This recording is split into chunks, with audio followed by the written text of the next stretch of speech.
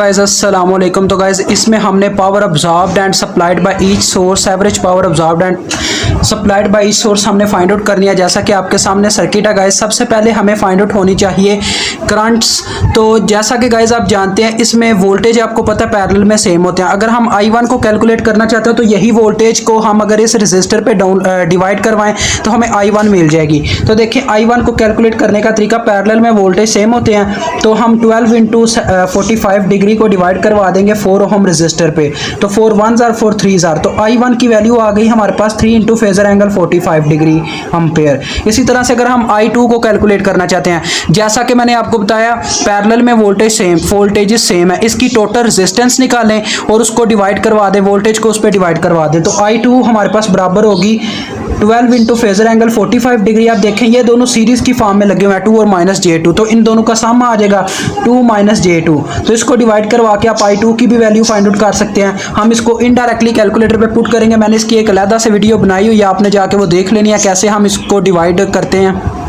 तो लिहाजा गाइस मेरे पास I2 की वैल्यू आ रही है 4.24 into phasor angle 90 degree ampere, और सॉरी 90 डिग्री एम्पेयर। अब मुझे दो करंट्स मालूम हो चुके हैं तो I मैं इनडायरेक्टली फाइंड आउट कर सकता हूँ क्योंकि I टोटल करंट और ये दो हिस्सों में बटी है। तो लिहाजा I किसके बराबर होगा, I1 प्लस I2 के। तो लिहाजा हम वैल्यूज पुट कर देते हैं। I1 की वैल्यू है 3 इंटू 45 डिग्री और इसकी वैल्यू है हमारे पास 4.24 इंटू 90 डिग्री। अब यहाँ से हमें I की वैल्यू मिल जाएगी, तो ये भी मैं कैलकुलेटर पे फाइंड आउट करता हूँ।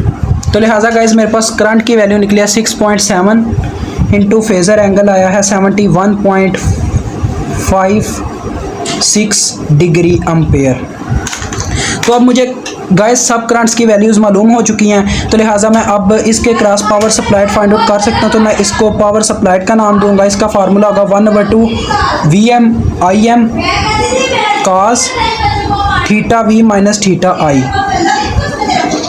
1/2 VM की वैल्यू हमारे पास है 12 गाइस, ये जो वोल्टेज के साथ रियल पार्ट है 12।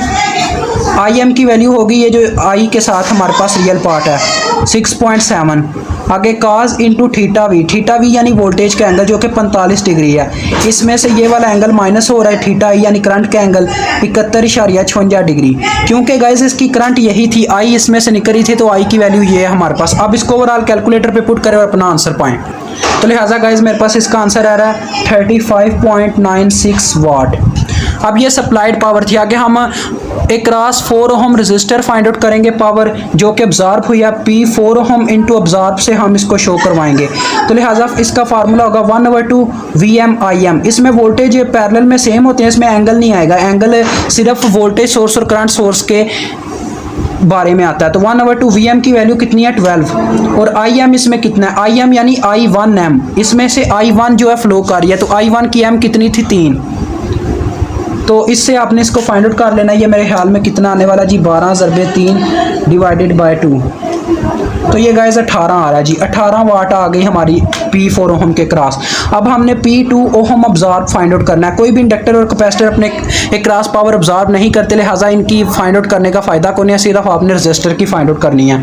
तो 1/2। अब यहाँ पे तो गाइस हम कह नहीं सकते वोल्टेज पैरेलल में सेम है क्योंकि यहाँ पे वोल्टेज दो हिस्सों में डिवाइड हो रहे हैं, तो हम सीधा साधा करंट का सहारा लेते हैं, यानी ये वाला फार्मूला इस्तेमाल कर लेते हैं I2M का स्केयर साथ में R। ठीक है, वैल्यूज पुट करें। I2M हमारे पास कितनी है 4.24 का स्केयर आ गया, और ये देखें यहाँ पे ये लिखा हुआ था, और आगे R इसका कितना है 2, यानी इसके रेजिस्टर के क्रॉस हम फाइंड आउट कर रहे हैं। तो यहाँ से हमें आंसर मिल जाता है, कैलकुलेटर पे पुट करें, 2 से कैंसिल हो चुका हुआ है, तो 4.24 का स्केयर ले लेते हैं। तो गाइस ये आ रही है 17.8 यानी 17.97 वाट।